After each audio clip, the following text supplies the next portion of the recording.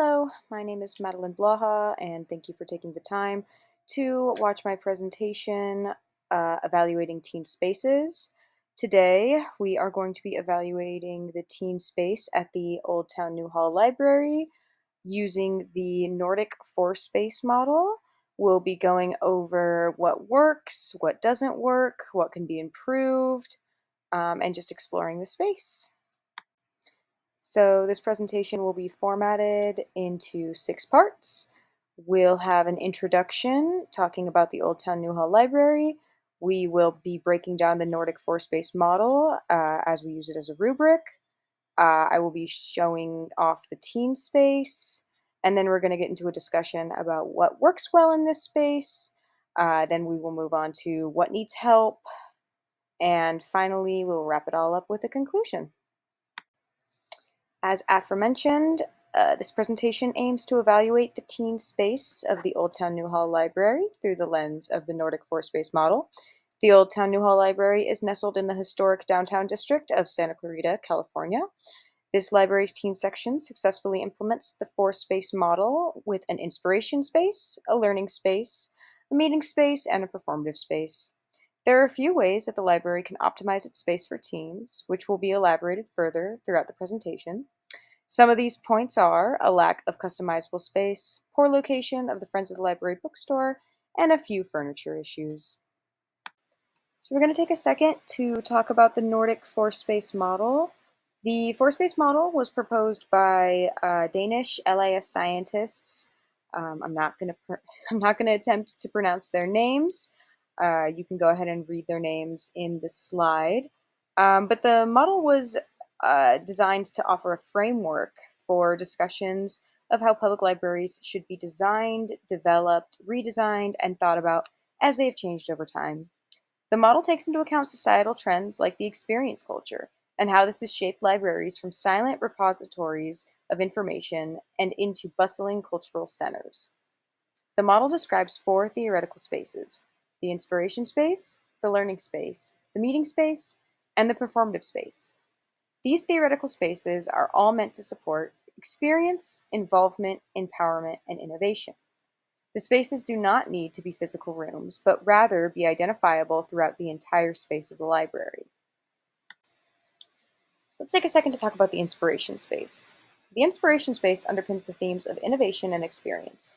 This space primarily works under the idea of the experience society, meaning that there is a larger emphasis placed upon the experience an establishment can offer rather than the services it provides. This means the library must compete with book realtors to create interesting and engaging environments that are both thought-provoking and comfortable. If a large bookseller provides a cafe and comfortable seating, it is important for the library to compete with that environment. Within this space, there is an emphasis on activities, comfort, design, and themes.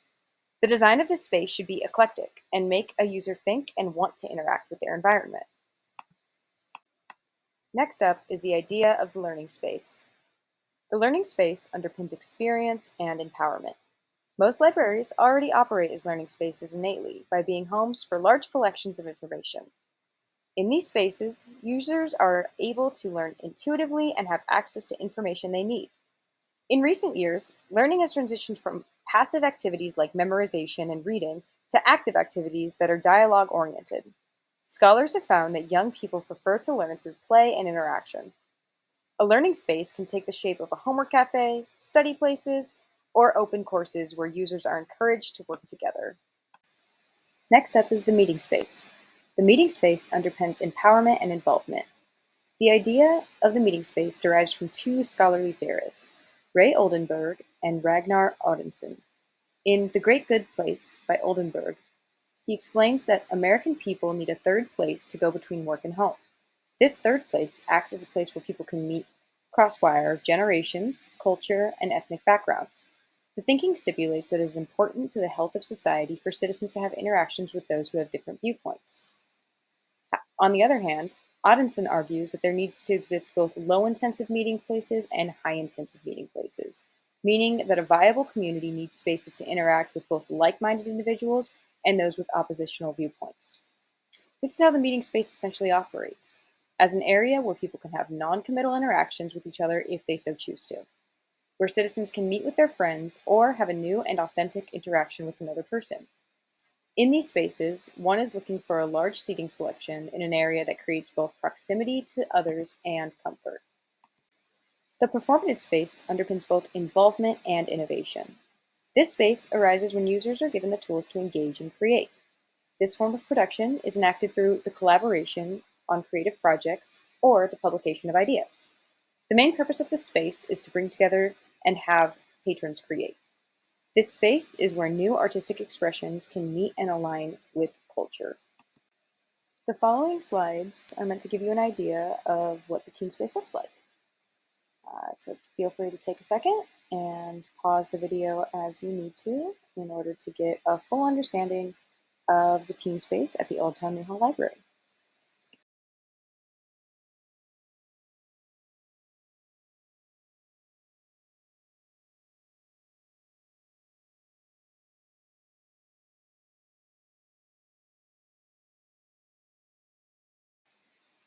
In regards to the Nordic Force space model, the teen area at the Old Town Newhall Library does fairly well.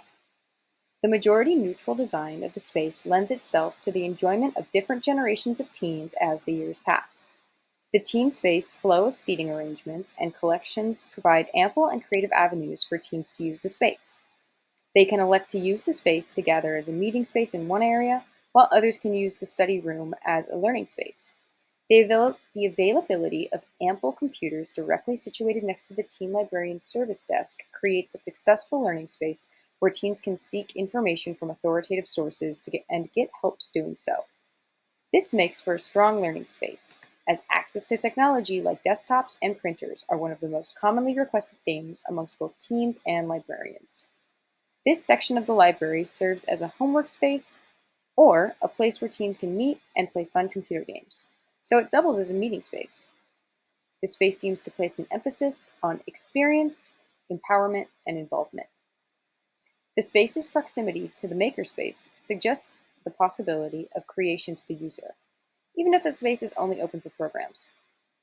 This proximity can inspire teens to inquire about programs held inside, where they can possibly use the 3D printers or different tools available to work on creative projects. This lends itself to the performative space because it allows teens to create and interact. While there are elements in the teen space at the Old Town Newhall Library that are strong and well designed, there are also things that this space could work on. To begin, the way the space is decorated does not suggest teen involvement. The posters that line the space advertising the summer reading program would be better suited in the children's section. Having been made by staff members, it would have been a better decision to ask the teen patrons who occupy the space regularly to create these posters if the library felt the need to advertise their summer reading program to the teens. This is because it is important for the teen voice to be considered when decorating and designing spaces that teens will occupy. Furthermore, there is no way for teens to make this space their own. In the children's section of this library, there's parchment paper lining different tables, allowing children to decorate their space. If something like this were also implemented in the teen section, it would allow for teens to decorate the space as they saw fit. Moving on, the video game area being decorated with Nintendo characters may not be what teens want. This relates directly back to the idea that teens should be in charge of their own space and making it their own. The staff members who decorated the space may be of the millennial generation and remember Nintendo and Super Mario video games of their youth fondly. However, the primary audience for Nintendo games are people from the ages of 20 to 25. These are not teens. Even though Nintendo markets towards children, there is not a lot of evidence that teens today are playing these games. And while the use of Super Mario does successfully signal to teens that this area is meant to play video games, if teens were allowed to decorate their space, they may decorate it with a variety of different video game characters. We don't know. The point being is that teens need to be able to have agency in how they decorate their space. Moving on. The location of the Friends of the Library bookstore proves problematic. Because of the proximity of the space, adults are constantly encroaching upon the teen area, not only just by being in the bookstore, but by using the seating in the immediate vicinity to read the titles they're about to purchase. The ample teen space signage that signals the reservation of the space goes largely ignored. and it is a constant struggle for staff to remove adults from the teen space and usher them to their respective section upstairs. This makes for a space where teens do not feel comfortable acting as teens when adults are around. In tandem with this, the reservation signage not only doesn't work, but invites older children into the same space as teens by including the 6th grade. While older children may find the space inviting, they should not be encouraged to use the space, as they also disrupt the behavior of actual teens. Finally, there are some concerns about the type of seating available in this space. Overall, the chairs and couches made available are appropriate for the space, but the inclusion of the bar and high chairs are not ideal. This is because the high chairs and high bar are not ADA compliant and can therefore act as barriers for disabled teens to participate with their peers in this area. There are also 3 high chairs in this space, limiting the amount of teens who can comfortably share the table. Additionally, most of the programs are conducted in this specific area, which is condensed and limiting, as the small selection of these types of high chairs creates a high demand for the real estate during programs. The Old Town Newhall Library's teen space is designed well, but could definitely be improved. While the space has a neutral design to it, encouraging teens to modify their space could lead to higher turnout. The seating options are flexible, with the exception of the bar area and high chairs. The Friends of the Library bookstore creates a huge presence of adults that disrupts the teen space and could stand to be moved upstairs. Aside from these few flaws, the space is welcoming to teens and seems to be designed with the Nordic 4-space model in mind, as it contains elements of all 4 space archetypes. Thank you so much for listening to my presentation.